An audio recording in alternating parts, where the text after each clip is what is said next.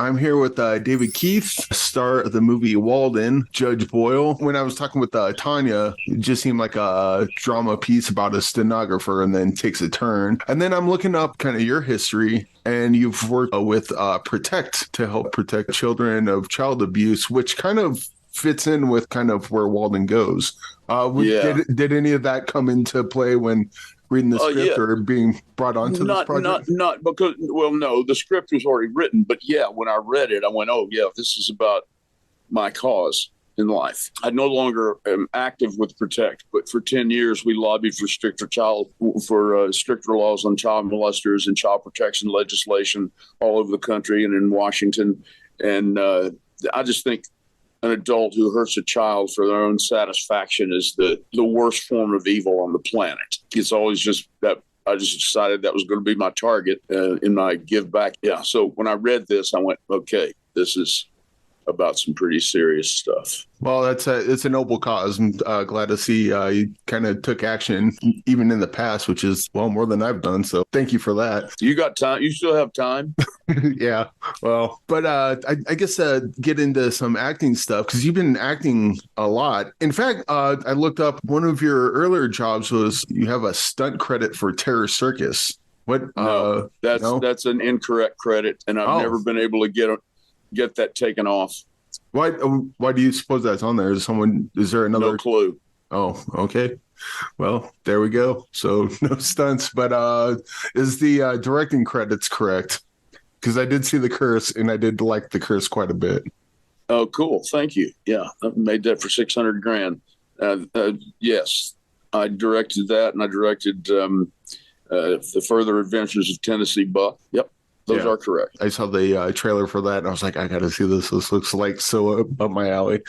But with the curse you've worked, was Lucio Fulci was the one of the producers on that? Man, we're talking about 1986. I'm not sure that I can remember all the names that were involved back then. We had an Italian producer. We had an Israeli film company in LA, and it was people were all over the place. We shot half the movie on my farm in Tennessee, and the other half in a studio in Rome, Italy. Oh, that's fun. Well, I guess just kind of talking about acting. When I was talking with Tania, we talked about like kind of when you get to work with a bunch of great actors, it kind of helps you level up to kind of bring everyone up at their top game. What's kind of your thoughts on that as far as acting goes and just working with people in general? Oh, it's always great when you're in there with somebody who has a deep well of ability. I'll give you a case in point. I did a movie called Behind Enemy Lines, and the 3 hours that I spent shooting that one scene where Gene Hackman and I kind of go head to head was to this day the greatest 3 hours that I've ever spent as an actor. He is absolutely fathomless when it comes to digging deep and going, the deeper the emotion that I would get into, he would go it was just wonderful. It was a joy.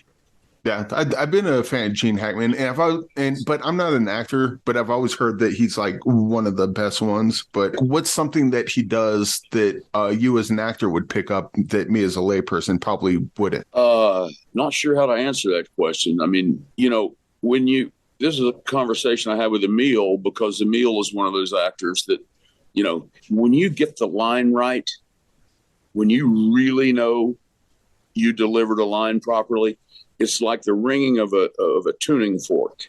It's like it rung, it's like, boom, it. And Emile said he felt the same thing. And I think that's something that maybe lay people don't, I call them civilians.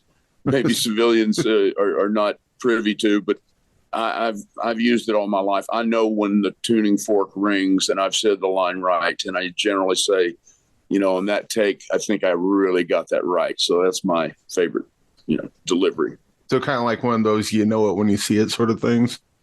Well, you know it when you feel it. Yeah. And actually, you're working with Emile Hirsch again on Degenerate coming out. That's right. Yeah, we've finished the film, but we're in post-production on it now. And yeah, it was great.